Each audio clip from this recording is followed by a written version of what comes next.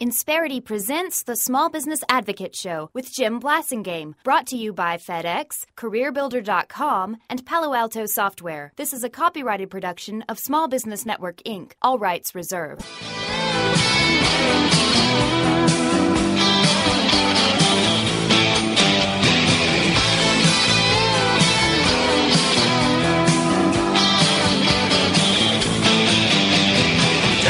Welcome back. It's 17 till. I'm Jim Blasingame. Thank you very much for hanging out with me. We're having a great visit with our good friend Rick Smith. Rick is the author of The Leap, the co-author of The 5 Patterns of Extraordinary Careers.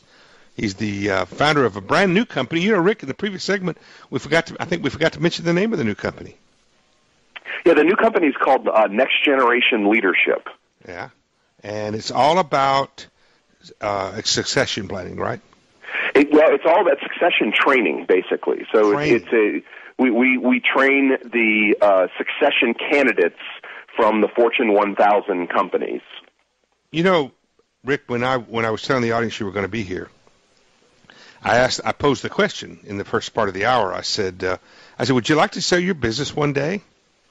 And of course, everybody nods their head. Of course they do. Everybody thinks that one day I'll either sell my business or maybe you'll hand it off to a family member. And so what I'm about to say is the same thing, Rick. And that is that your business one day is not going to be worth as much when you're leaving, and you're almost all of the business.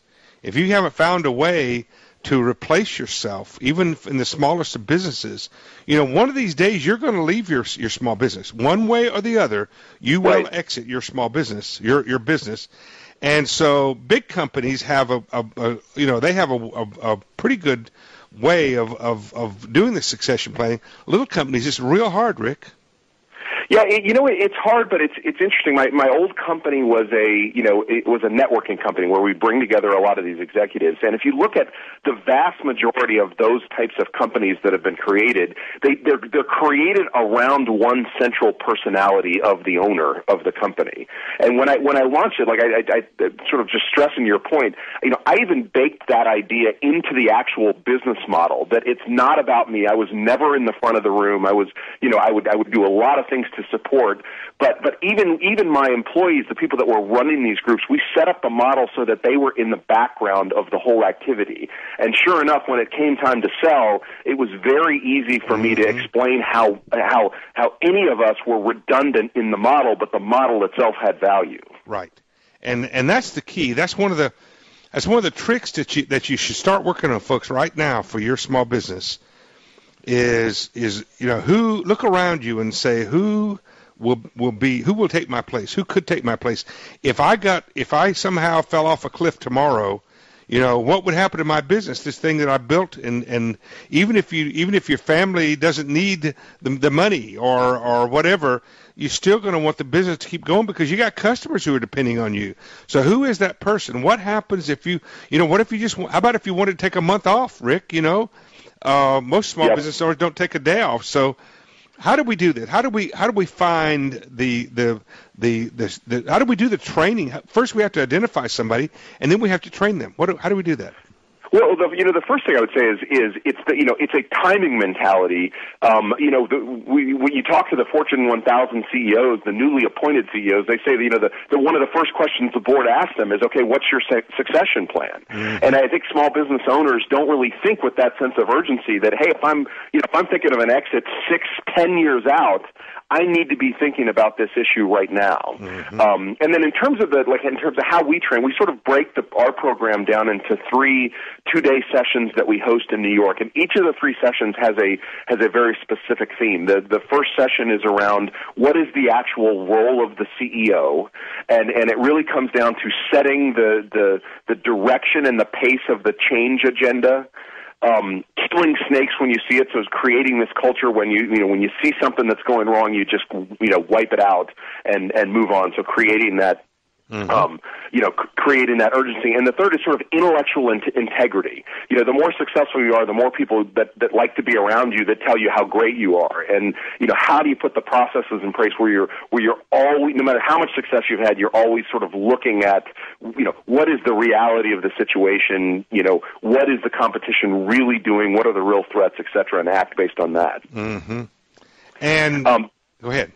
No, I was just going to say the other two real quickly. The second session we run is on basically vision, strategy, and execution. Clearly one of the big things that the owner, CEO needs to be the one to ultimately set the direction for. And then the third is kind of a surprising one in many ways, but basically constituency management. Like how do once you become, the CEO of a large company or the owner of a small business, a lot of the success depends on how do you manage relationships with your investors, with your partners, with your customers, with your, employees that now all work for you.